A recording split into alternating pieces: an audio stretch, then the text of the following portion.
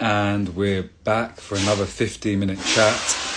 Looking forward to this one. Brought to you, of course, by SW Resources, the number one stop shop for all of your Amazon stuff. SWRECO.com. Go and check out if you haven't. Any e-commerce bits and bobs, you can go there. Anyway, I'm here today to talk to Ryan, the FBA investor. He's going to be talking about private label from China and the main bit we did not cover last time, which was how to make this passive. The exciting aspect of asking the Chinese warehouse to send your stuff, your private label stock, directly to the Amazon warehouse in the UK and the USA, which is the most likely to work and most reliable way of having this laptop lifestyle we're all dreaming about. So it's always been an exciting thing for me, imagining living in sunny Spain, making an order from China, getting them to send it to the UK, the USA, Amazon's dispatching to the customer, and you're sitting back.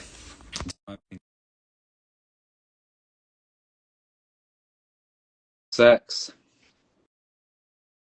No technical difficulties this time, please.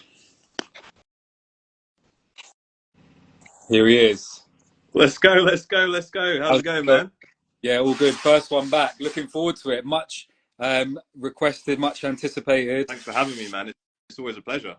It's good. Right. So the main thing we missed last time, which people were like, listen, you're supposed to talk about this passive side of things. What happened to that? It's a little shorter time, but there'll be a part 2. Don't worry. Part 3 and part 4 as well. Yeah, let's do it. Let's get straight into it before the time runs out again. We've got to talk about, people want to know how to make this private label thing passive. We've gone over the basics of it, how to make your first order, how to negotiate this, that, and the other. People want to know about this.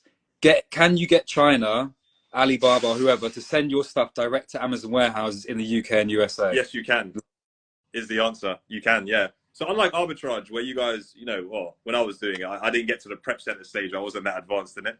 But when I was doing arbitrage, I was prepping. Can you hear me all right? Yeah. Yeah, one sec. Jake, give a rest for 5 minutes.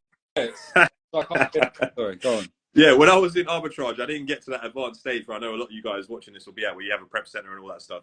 So I was doing a lot of the prepping myself, right? I was getting, how it works, get products sent to your house, prep it up, bag it up, get UPS to pick it up or drop it off at a drop-off center. So private label is way different, right? And one of the reasons why it works so well, if you're traveling or if you can, I can sell in the US, even though I don't go there often. But how it works basically is that instead of you doing the prepping, you get your manufacturer in China or overseas, wherever your manufacturer is, to do all that prepping for you. So just like with arbitrage, how you're putting the FNSKU labels on all the individual products, and you're putting the FBA carton labels on the outside of the boxes, Josh's boxes, of course, to ship your products in. With the way I do it, I just send all those labels to my manufacturer. They've got, the FNSKU printers, they stick them on the individual units, and then they've got the 4x6 labels as well. They stick them on the cartons, and they get sent in. So it's exactly the same thing, except you're not doing that back-breaking work of, packing these boxes. What I'm wondering is, surely UPS are not offering that partner carriered £2.40 discount box? No. Not quite as good as that. Not quite as good. But what we do now is we've got what we call freight forwarders. So these are like individual companies that I've built relationships with. Anyone can do it. I'm not anything special. But you build relationships with these guys, and they basically will travel to your manufacturer's warehouse, pick up your goods for you on a truck. Those goods will then go to their depot in China, and then they will organize the freight all the way from China to US, UK, Indonesia, wherever you're selling these goods to. Do you know what I mean? And the great thing is, if you're selling in the UK, you can have them shipped via DDU, which is delivery duty unpaid, means that you are the one who actually pays the VAT. So you can claim it back if you're VAT registered, you're doing over 85 grand a year. I always thought DDP was the way forward, but you're saying if you're VAT registered, that's not the way forward. Exactly. In the UK, because otherwise, if you do DDP in the UK, your supplier will pay the VAT. Obviously, then you can't charge it back. HMRC don't know that you've paid it. It's not tied to your account. But if you're selling in the US, you want to go DDP because they don't have VAT. You're right. It's way easier to sell in the US. They have all these taxes. They just don't have that crap. That's why I like VAT. VAT, man. So I've bought certain products off Amazon where the FN or the SKU label is on the product. It's not stuck on. It's printed on the box. Have you had an experience with that? Yeah. I mean, you can do that. A lot of people, when they're doing private label, they like to use the manufacturer's barcode. So UPC code, EAN codes, you can have those. I personally don't like to print it onto my box just in case anything changes. I had a product once where I sent it in on my original listing. I launched the product in America. It was all going well. But then the supplier I used was terrible at packing the goods.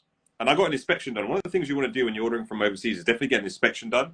So a third-party company comes in, inspects all your goods, your bulk order, sample of about 50. It's about 10% of your order gets inspected. They open it up, check it's all good.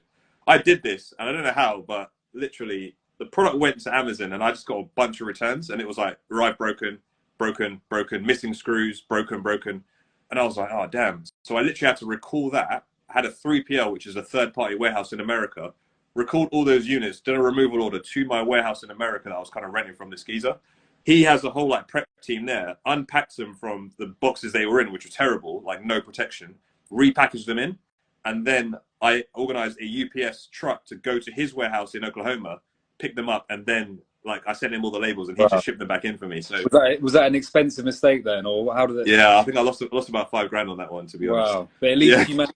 I guess what's more important than $5,000 is a ton of bad reviews on your account. You know, that's you'd rather break even or make a little loss than get this huge amount of bad reviews. That's it. And kind of unlike arbitrage, where you get reviews on your account. If you get negative reviews on the product, you don't care because it's not your product. You get negative reviews on your account. It's a bit crappy, but it's not the end of the world. But getting negative reviews on your private label product, you're finished. No one's buying a product with like 1 star. Yeah, you know what I mean. No matter how good it is. Yeah, that's right. So have you had a lot of experience then? Obviously, you're selling in America. Do you do the same in the UK, or do you still have a hand in the UK side? Yeah. So I started my private label journey in the UK. I still sell about 6 products in the UK. I actually just recently started a new private label product, new business with my dad. So I got my dad into it now. We're doing that together. So we just launched our first product. It's going all right. Got a few sales so far, but we're just trying to rank and launch that. But yeah, on my own personal brand, I've got about 6 products in the UK. Couple variations. So some of my listings have like 3-4 SKUs, but altogether, about 6 listings, about 3 SKUs on some of them. So I guess altogether, I probably got about 14 SKUs. And is that going direct from China to the UK warehouses? Yeah. So that's direct from China to Amazon's FC centers in the UK. Exactly the same process as the US. Do my shipping plan. Amazon tells me what FC centers to send it to. Then I get a quote from a freight forwarder for those FC centers. And exactly the same thing. Only difference between the US and the UK is UK, you do DDU. That's it. Exactly the same otherwise. So apart from the UK and the USA, have you thought of going into any other markets, or you think it's probably you've got it covered? What about Europe? I was looking at like Germany and Europe, but again, it's the problem with VAT, man. Like when you start selling in the US, you realize the VAT thing really does screw you.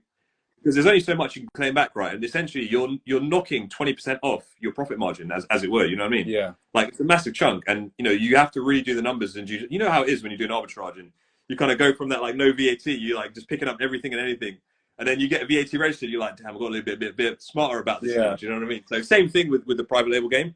That's why now personally I'm expanding more in the US. So the UK is about 5% of the size of the US, so it's a no-brainer to expand. I mean, their consumption in America, like Q4 in America, we just had Q4.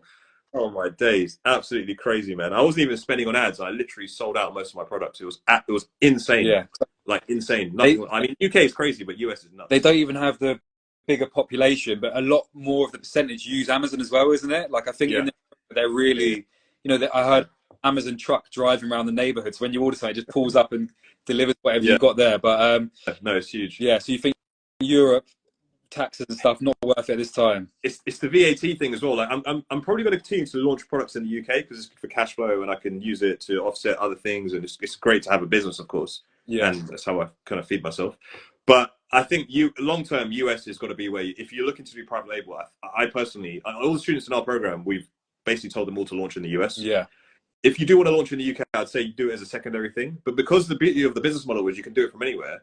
Why not go for the biggest Amazon market? Why would you go for the UK or Europe when you can go for the US, which is, 20 times as large? Yeah, that makes a lot of sense. So would you say, what's the top sort of couple of things you need to remember when launching in the US? Like what, I think one of my prep clients launched in the US recently is saying like the accountant fees are much higher. Like you just said, you need this extra warehouse, this guy to, to be on hand or whatever. So what's the main things you would say to someone who's thinking in the UK or Europe starting in the US? Yeah, if you're starting in the US, you've got to be a bit more specific. I mean, logistic-wise, you don't have to use a 3PL. I think it's good to use one just in case anything bad does happen. But generally, if you do your due diligence and you're doing your product research properly, you shouldn't have to do that. But the main thing is when you're coming to product research, picking your first private label product that you want to sell, you have to be way more specific. So the products I sell in the UK, no way in chance would I able to sell them in the US. Like way too saturated. Because the UK is a smaller market, it's a little bit more niche. Yeah. So I can sell those types of products. In the US, you have to be really specific. So a product, like just throw out there, a product that's doing pretty well at the moment, not my product, but just a product, is a Ziploc bag organizer. So Okay.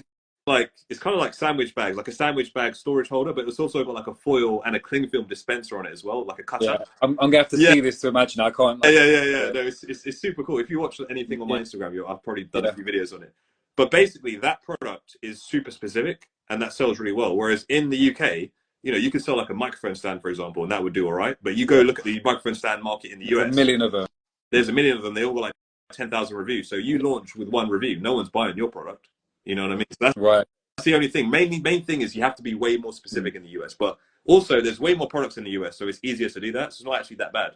So would you say that you can launch a product in the US and bring it over to the UK as well? You say it doesn't really have that. Yeah. It depends on the product. It depends. It depends. So if you're looking at it like the other way around, it kind of works the other way around as well. So like my specific products in the US, if I brought them to the UK, there's just not enough search volume. There's not enough organic demand, like regular people searching for it. Whereas in the say for example, a whiteboard, for example, in the US, the search volume might be like over 1 million, like cumulatively. Whereas in the UK, it might be like 10,000 over like 15 keywords. Yeah. So to get sales in the UK, you'd have to go like super hard with your PPC, run ads to it. You wouldn't really be able to build an organic ranking based on just regular sales. So like you'd always have to spend on ads, which obviously it's hard to be profitable when you're always spending on ads. Because ideally, you'd probably have a product that would sell everywhere. Yeah. You know, decently. But 100%. I mean, you generally like long term, you don't want to have to like, because obviously with private label, the difference is with arbitrage, you have to spend on ads, right? Yeah. But ideally, you want to get to a stage where you're spending on ads, but you're also getting a bunch of organic sales because you're never going to be profitable. If you're spending tons on ads and every time, you know, you turn your ads off, you stop making sales, that's not sustainable. You know what I mean? So let's wrap it up. But where can people, I know you've got a group of 800 plus members that I've seen. You've got a lot of stuff going on. Yeah. Saying very clearly where people can find you and your teachings at the moment. Yeah. So I've got a free Discord. Welcome for all Amazon sellers. If you're doing wholesale, private label, arbitrage, retail arbitrage, whatever you're doing, even if you're selling books and charity stores, that's how I started. Click the link in my bio. You join my free Discord. Everyone's welcome. And yeah, just follow my Instagram because I'm getting a lot more active on Instagram now. I'm sharing my teachings. I'm working on a 5-hour free private label course as well for YouTube. So I've just finished recording that. My editor's got it right now, so that should be up within the next sort of month or so. So look out for that. It'll be all over my Instagram. So yeah, make sure you follow in, and any questions, feel free to DM me. Get in my Discord, ask questions. It's free for life. Yeah, ask us questions, and yeah, become part of the network, man. It's a no-brainer. It's all, you know. It's all free, man. Yeah, why not? The course, I think the course on YouTube, that sounds like something I'm going to be directing people to. So I get a lot of messages saying, where can I learn about private label? Who can teach me about private label? And I'm like, you know, you can go here, you can go there, but if you've got a YouTube video, people can just go straight to. That's it, man. I mean, I realize all the big YouTubers have videos, like because we've got a few videos explaining different parts of it. But I said to my business partner Michael, I was like, let's just record something that just gives everything, so people can watch it and then they can actually start by themselves and get this going. Yeah. Especially in the UK, I feel like there's not like people want to do private label, especially with arbitrage getting a little bit more saturated now, but they don't necessarily. All the information is from the US, isn't it? There's not many UK guys talking about the private label business model. Yeah. You know what I mean? So you're covering both markets. All right, Ryan. Well, listen. Part 3 coming soon. We got to do another. There's it, man. We got to do it. Whenever you're ready, I'm ready, man. Yeah, there's so much private label to cover. It's like you need chapters on it. Do you know what I mean? But we'll think. That's it. Right? That's it, man. All right. Have a good one, man. Speak soon. Hey, take care. Cheers. Bye bye.